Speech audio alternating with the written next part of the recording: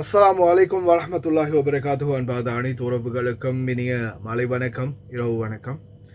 இவனுங்க நம்மளை வாழையும் விட மாட்டானுங்க, சாவையும் விட மாட்டானுங்கன்ற மாதிரி தொடர்ந்து ஏதாவது ஒரு குட்டி கலாட்டம் பண்ணிக்கிட்டே தான் இருக்கிறாரு president Trump.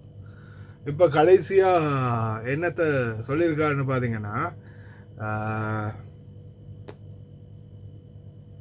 If the Iranians do not behave well, we will resume dropping bombs on their heads. They are tricked Obama and got billions of dollars.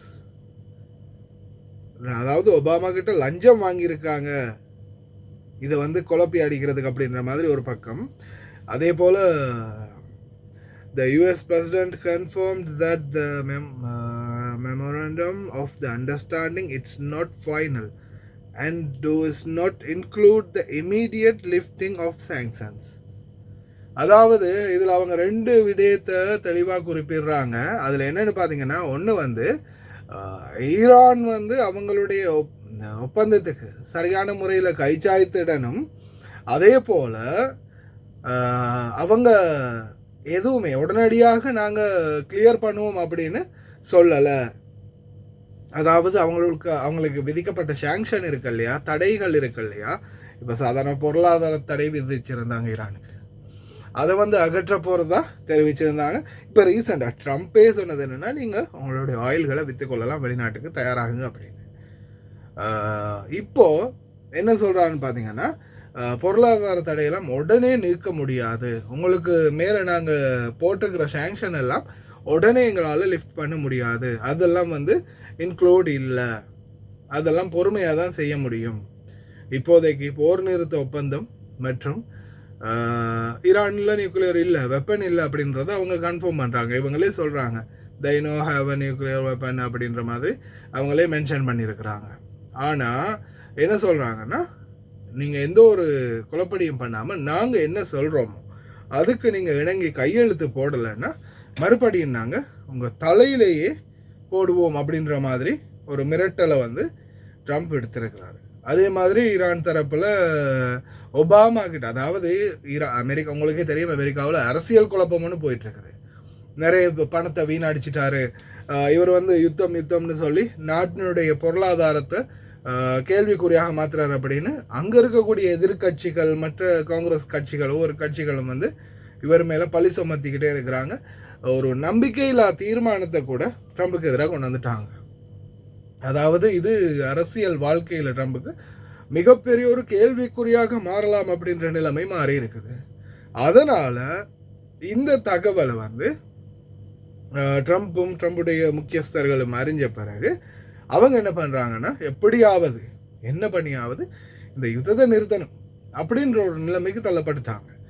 அதனுடைய விளைவாக கடைசியில் பார்த்தீங்கன்னா, இப்போது இந்த நிலைமை எப்படி மாற்றுறது அப்படின்றதுக்கான யோசனைகளில் ஒன்றாக தான் யுத்தத்தை நிறுத்தலாம் அப்படின்ற தீர்மானத்துக்கு வந்தது.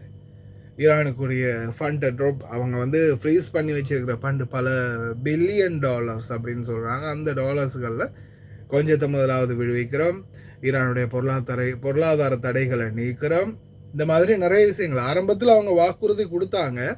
ஆனால் இப்போ அதே வாக்குறுதியை மீறுற மாதிரி இருக்குது. ஆனால் இது நல்லதாக படலை. ஏன்னா ஆல்ரெடியே தெரியும்,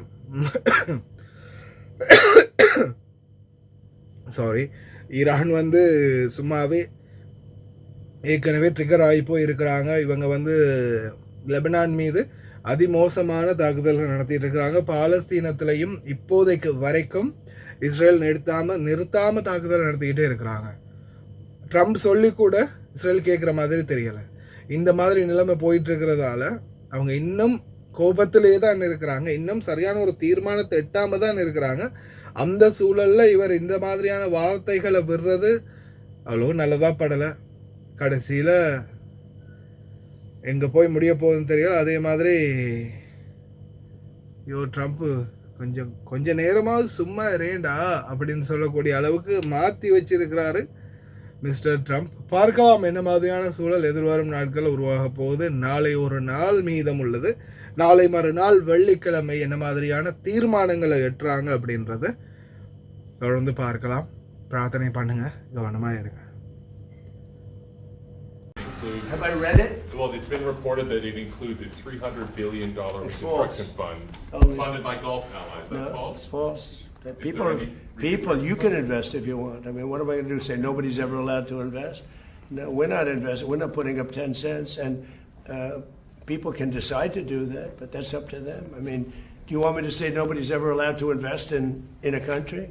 I'll say it with Egypt. Nobody's allowed to invest in Egypt. Am I supposed to say that?